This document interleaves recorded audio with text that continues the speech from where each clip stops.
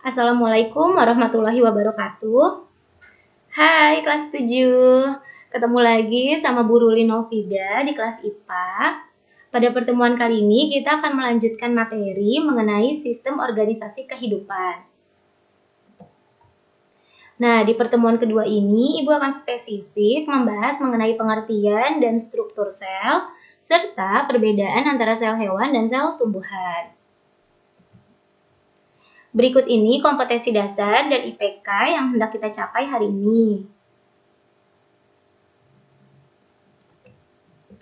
Selanjutnya, tujuan pembelajaran yang hendak kita capai hari ini antara lain, melalui pembelajaran dengan model discovery learning, diharapkan peserta didik mampu menjelaskan pengertian sel, mengidentifikasi organel penyusun sel, serta menganalisis perbedaan antara sel hewan dan sel tumbuhan.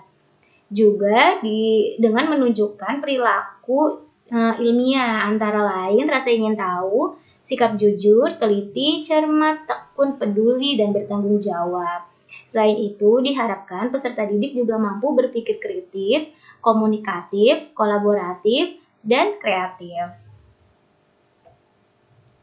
Nah, sampai pada materi nih. Ibu akan review sekilas mengenai materi di pertemuan sebelumnya. Oke, di sini di layar kalian sudah terlihat mengenai sistem organisasi kehidupan. Di layar kalian sudah terlihat ada gambar rumah yang sedang dibangun. Kita sama-sama perhatikan dulu gambar tersebut. Bisa kita lihat ya, ada gambar rumah yang mau dibangun, itu sudah ada bata-bata yang tersusun, ada besi, ada kayu, dan sebagainya. Nah, kalau kita ibaratkan rumah tersebut seperti tubuh kita, rumah tersebut tersusun atas bagian-bagian kecil penyusunnya yang nantinya akan membentuk satu kesatuan sehingga rumah tersebut dapat berdiri dengan kokoh. Jika kita ibaratkan rumah tersebut dengan tubuh kita, sama dengan tubuh kita. Tubuh kita terdiri dari bagian-bagian terkecil penyusun tubuh yang nantinya akan membentuk organisme yang utuh. Oke, kita lihat di sini.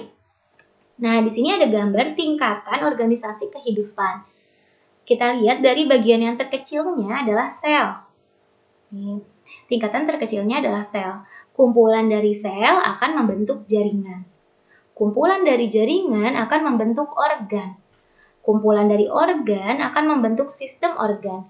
Nah, nantinya jika beberapa sistem organ sudah terkumpul dan berfungsi dengan baik, dia akan membentuk organisme. Masih ingat ya konsep tingkatan organisasi kehidupan? Nah, ini dia skema tingkatan organisasi kehidupan. Dimulai dari sel, sel merupakan bagian terkecil dan fungsional dari penyusun tubuh makhluk hidup. Kumpulan dari sel yang memiliki bentuk dan fungsi yang sama itu akan membentuk suatu jaringan. Nah, kumpulan dari beberapa jaringan yang saling bekerja sama untuk melakukan suatu fungsi akan membentuk organ. Kumpulan dari beberapa organ yang bekerja sama untuk melakukan serangkaian kerja akan membentuk sistem organ. Contohnya, misal organ lambung, ada organ usus, ada mulut. Nah, organ-organ ini bekerja sama sehingga membentuk sistem pencernaan. Nah, itu yang dikatakan sebagai sistem organ. Nah, kumpulan dari sistem organ yang membentuk satu kesatuan akan membentuk struktur organisme.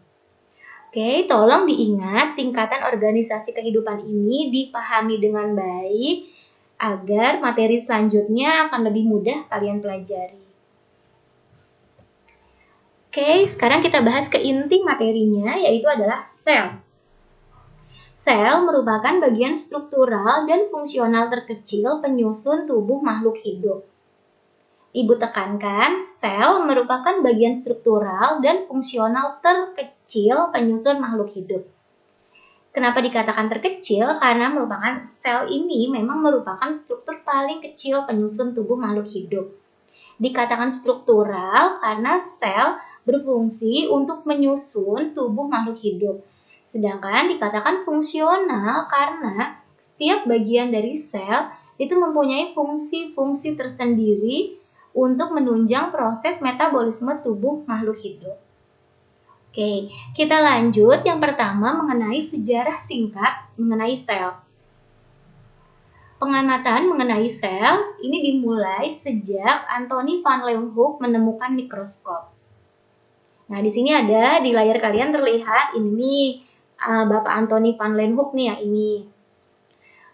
Anthony van Leeuwenhoek berhasil menemukan mikroskop yang selanjutnya digunakan oleh banyak peneliti untuk mengamati benda-benda mikroorganisme.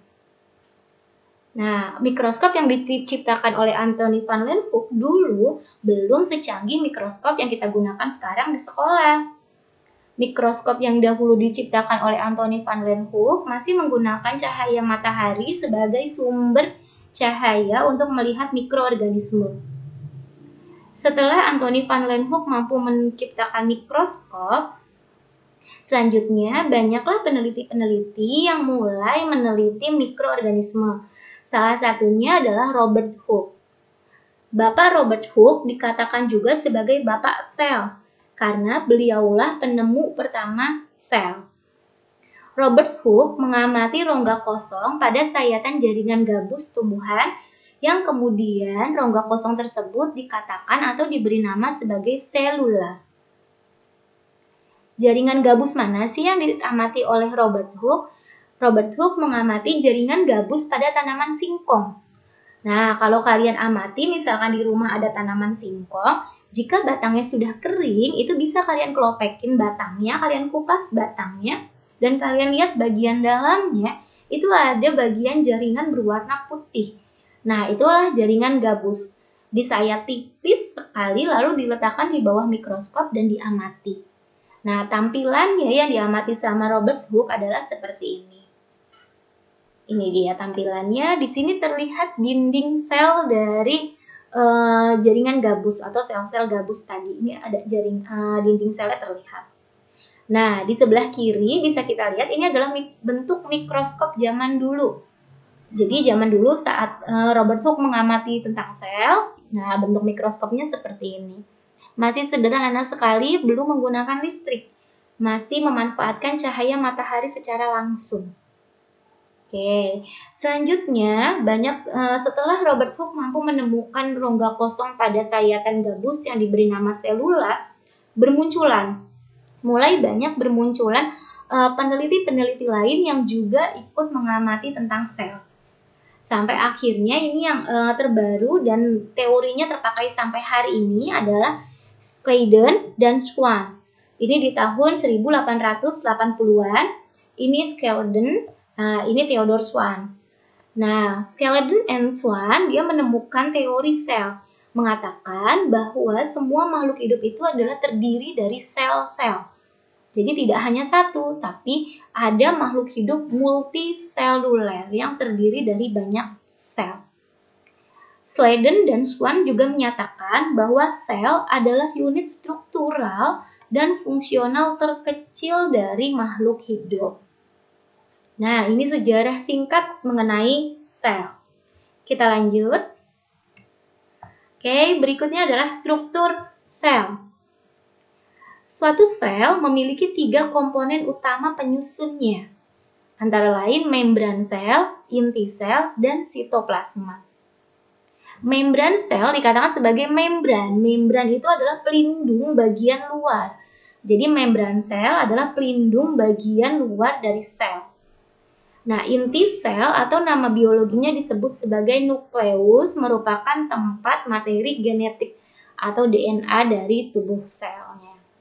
Nah, terakhir ada sitoplasma. Sito artinya sel, plasma artinya cairan. Berarti ini adalah cairan sel. Nah, di dalamnya terdapat organel-organel sel yang mengapung-apung di dalam cairan tersebut.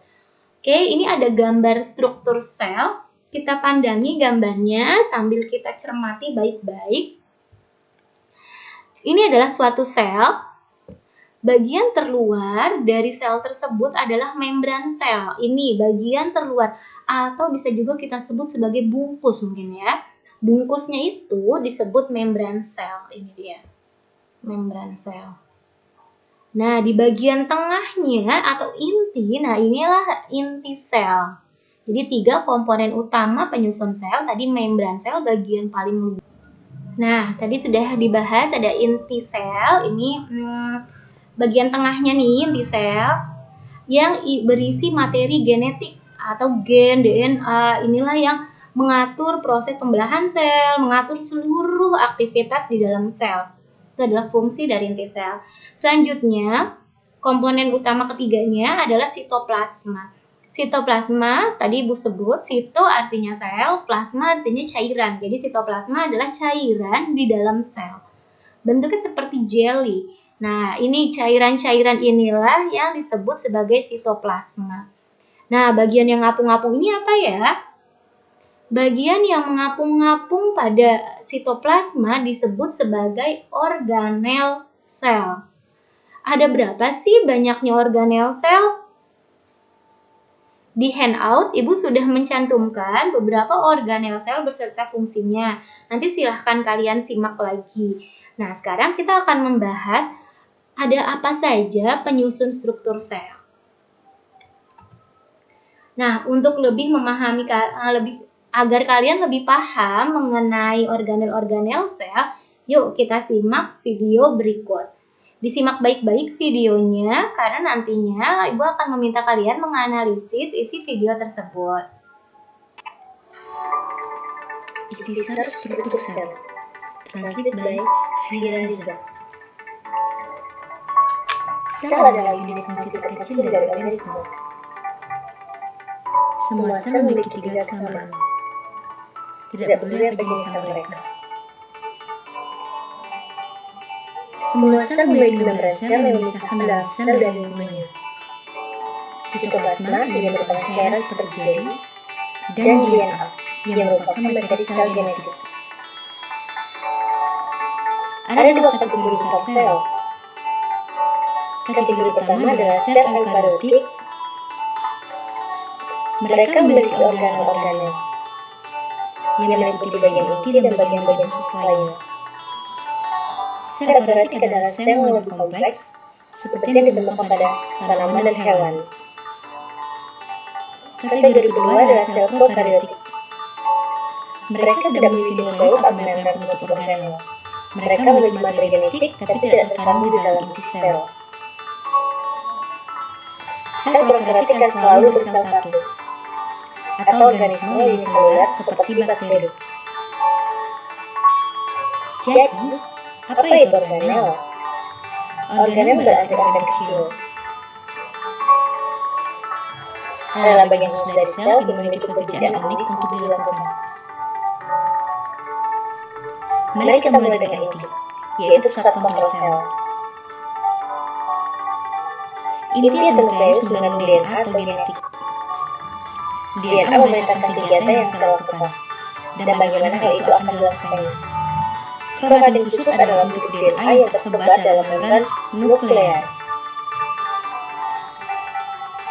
Ketika sel siap untuk membelah, DNA mendadak menjadi struktur yang dikenal sebagai kromosom. Inti juga mengandung sebuah nukleolus, yang merupakan struktur di mana ribosom akan dibuat.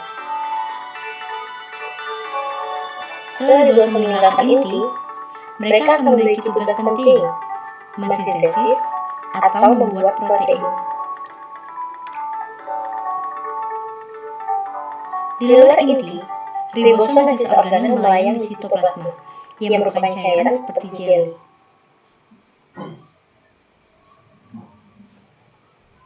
Ribosom dapat berkeliaran bebas di sitoplasma, atau melekat pada retikulum endoplasma, yang kadang-kadang disekat dengan RE. Ada 2 jenis RE.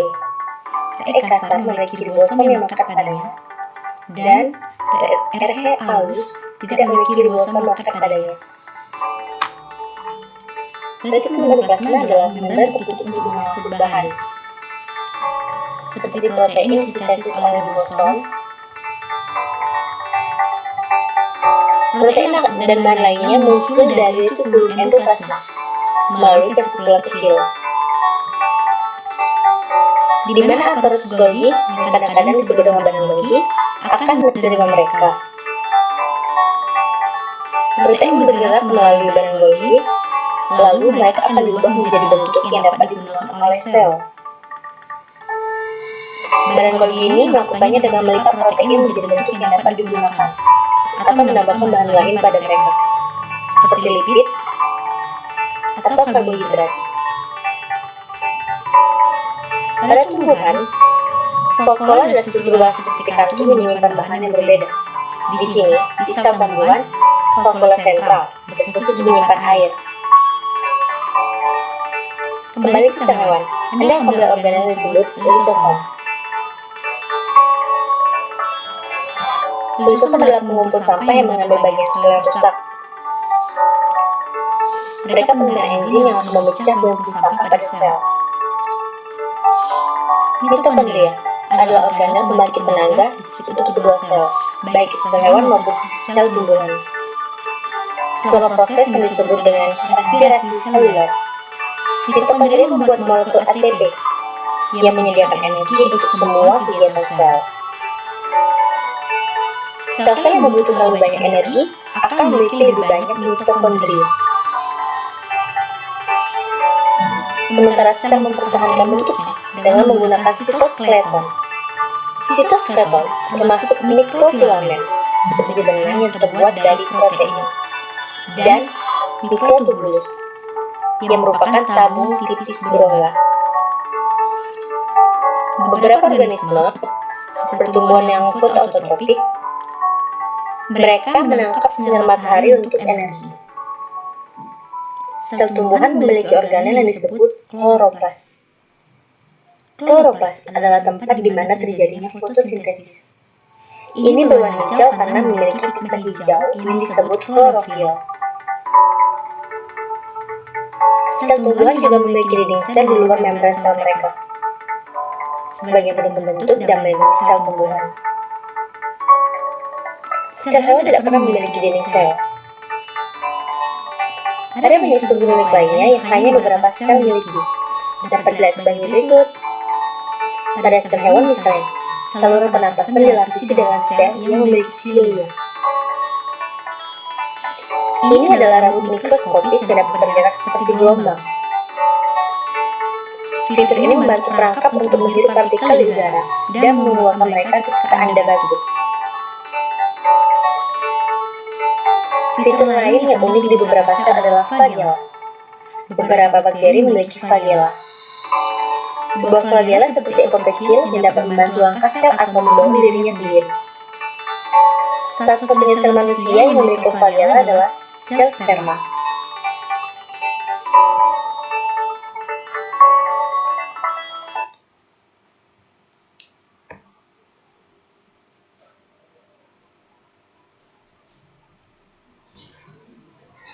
Nah, itu tadi video mengenai struktur sel. Jadi kalian setelah menonton video tersebut sudah paham nih, oh ternyata struktur sel tuh seperti itu. Jadi kalau kita rangkum ya, kita bahas sekilas. Jadi struktur sel itu kalau bagian paling luarnya adalah membran sel. Nah, kalau pada tumbuhan itu ada dinding sel. Jadi membran sel maupun dinding sel itu fungsinya adalah sebagai pembungkus atau pelindung. Jadi pelindung bagian-bagian dalam dari sel. Selain sebagai pelindung, membran sel juga sebagai tempat keluar masuknya zat. Nah, itu dia membran sel sebagai tempat keluar masuknya zat atau transportasi zat. Nah, berikutnya bagian intinya, bagian paling dalamnya itu ada inti sel atau nama biologinya adalah nukleus. Nukleus ini fungsinya sebagai tempat mengatur seluruh aktivitas sel. Jadi kontrolnya seluruh aktivitas sel itu adanya pada nukleus. Nah, yang berikutnya ada sitoplasma. Sitoplasma merupakan cairan sel di mana di dalamnya itu terdapat organel-organel sel yang mengapung. Nah, tadi kalian sudah menyimak videonya dengan baik. Di dalamnya ada, kita bisa tahu ternyata di dalam sitoplasma itu terdapat beberapa organel sel yang mengapung-apung di dalamnya. Nah, apa saja sih organel sel yang terdapat di dalam sitoplasma? Ini dia, organel sel yang terdapat dalam sitoplasma antara lain ada ribosom yang fungsinya sebagai tempat sintesis protein. Berikutnya ada retikulum endoplasma, ini sebagai tempat sintesis protein dan lemak. Selain sebagai tempat sintesis protein dan lemak, retikulum endoplasma juga berfungsi sebagai penghubung antara inti sel dengan sitoplasma. Organel berikutnya ada badan Golgi. Di sini ada gambarnya badan Golgi, kalian bisa lihat. Badan Golgi atau kalau kalian baca dari sumber lain mungkin disebutnya sebagai aparatus Golgi, sama aja. Jadi jangan bingung ya. Badan Golgi ini fungsinya sebagai tempat sekresi karbohidrat dan lemak, juga sebagai tempat membawa protein di sel. Oke, next berikutnya di sini ada organel sel namanya mitokondria. Ini bentuknya seperti di gambar mitokondria. Pada mitokondria inilah terjadi proses respirasi sel. Apa sih respirasi? Masih ingat nggak? Respirasi itu proses pernafasan di dalam sel. Nah, karena sebagai sebagai tempat pernafasan, makanya mitokondria ini dikatakan juga sebagai tempat penghasil energi. Maka sering mendapat julukan mitokondria ini mendapat julukan sebagai the house of power. Jadi karena fungsinya yang sebagai tempat penghasil energi. Nah, pada bagian tubuh kita yang memerlukan banyak energi, misalnya di otot, itu jumlah mitokondrianya akan jauh lebih banyak dibandingkan pada bagian tubuh yang lain. Seperti itu. Oke, organel selanjutnya ada yang namanya lisosom. Lisosom ini fungsinya menghasilkan enzim pencernaan. Selain itu, lisosom juga berperan dalam peremajaan sel. Jadi, jika ada sel-sel tubuh yang sudah rusak atau sudah tua, maka lisosom inilah yang fungsinya mampu melakukan fagositosis. Jadi, dia bisa memakan sel-sel yang memang sudah tua dan rusak. Seperti itu. Nah, pada sel tumbuhan, ini hanya pada sel tumbuhan, ada organel sel yang namanya kloroplas. Kloroplas ini berfungsi sebagai tempat fotosintesis. Oke, itulah tadi beberapa organel sel yang terdapat di dalam yang mengapung-apung di dalam sitoplasma. Nah, untuk kalian biar lebih tahu lagi, ada organel sel apa lagi sih selain organel-organel yang tadi Ibu sebutkan? Kalian boleh mengecek handout. Di situ sudah Ibu lampirkan link-link mengenai organel-organel sel lainnya yang bisa kalian cari tahu. Oke, nah next di sini Ibu menampilkan gambar ada satu pohon raksasa, pohon yang besar sekali, sama satu lagi gambar kucing gemuk, lucu ya, kucingnya gemas. Tapi tolong jangan gagal fokus sama gambar kucingnya. Oke, di sini Ibu ambil gambar, memang sengaja mengambil gambar-gambar yang unik dan menarik agar kalian lebih seger, lebih tertarik dengan materinya. Nah, coba kalian bayangkan, kalian amati gambar tersebut. Ada di sebelah kiri kita ada gambar pohon, di sebelah kanan ada gambar kucing. Nah, coba tolong diamati, kira-kira bedanya apa sih antara sel penyusun hewan sama sel-sel penyusun tubuh tumbuhan?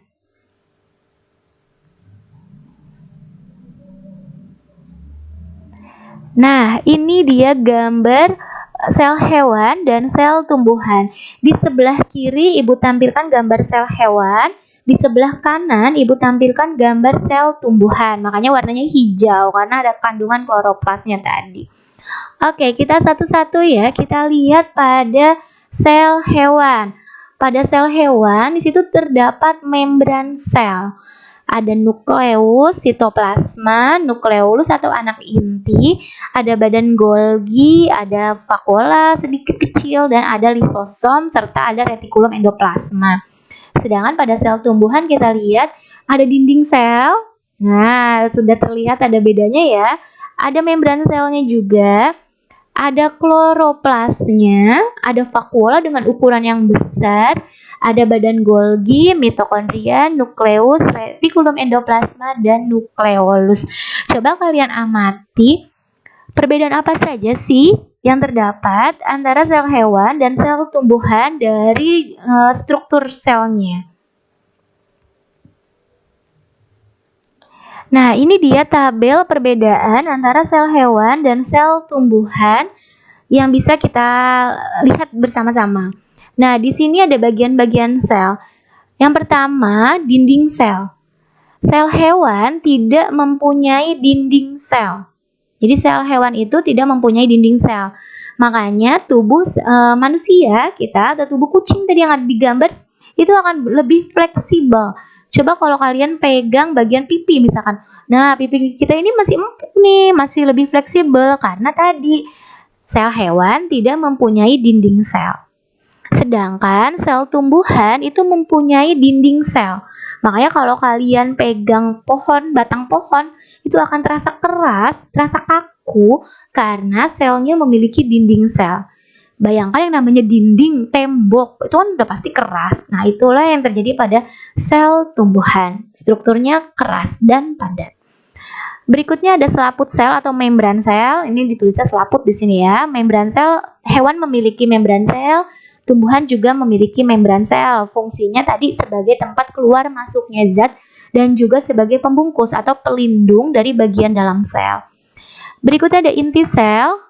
Tentunya dong, sel hewan punya sel punya inti sel tumbuhan pun punya inti sel. Nah, ini beda berikutnya adalah kloroplas. Hewan tidak mempunyai kloroplas, sedangkan sel tumbuhan mempunyai kloroplas. Makanya tumbuhan mampu melakukan fotosintesis, sedangkan sel hewan tidak mampu melakukan fotosintesis. Berikutnya vakuola. Sel hewan tidak mempunyai vakuola, kalaupun beberapa jenis hewan ada yang mempunyai vakuola itu ukurannya sangat kecil dan jumlahnya juga sedikit. Ya, diingat ya. Jadi sel hewan itu tidak mempunyai vakuola. Jikalaupun sel hewan mempunyai vakuola itu ukurannya sangat kecil. Sedangkan pada tumbuhan vakuola di dalam selnya itu terdapat vakuola dan ukurannya besar, bisa hampir 80% ukuran sel tumbuhan itu adalah vakuola. Fungsinya sebagai tempat menyimpan bahan makanan. Nah, berikutnya ada mitokondria. Sel hewan mempunyai mitokondria, sel tumbuhan pun mempunyai mitokondria. Tadi fungsinya sebagai tempat respirasi sel atau penghasil energi. Berikutnya ada lisosom. Sel hewan mempunyai lisosom, sedangkan sel tumbuhan tidak punya lisosom. Lisosom fungsinya untuk apa? Tadi masih ingat tidak? Fungsinya sebagai tempat pencernaan intrasel. Berikutnya ada badan Golgi. Sel tumbuhan punya badan Golgi, sel hewan juga punya badan Golgi. Nah, lanjut ada retikulum endoplasma. Sel hewan memiliki retikulum endoplasma, sel tumbuhan juga mempunyai retikulum endoplasma. Next ada ribosom. Sel hewan mempunyai ribosom, sel tumbuhan pun mempunyai ribosom. Oke, dipahami baik-baik antara perbedaan antara sel hewan dan sel tumbuhan. Berikut organel-organel beserta fungsinya. Nah, sekian materi hari ini. Ibu mohon maaf jika ada salah kata. Tetap jaga kesehatan dan tetap semangat. Ya. SMP Al Muslim pasti berprestasi. Semangat! Assalamualaikum warahmatullahi wabarakatuh.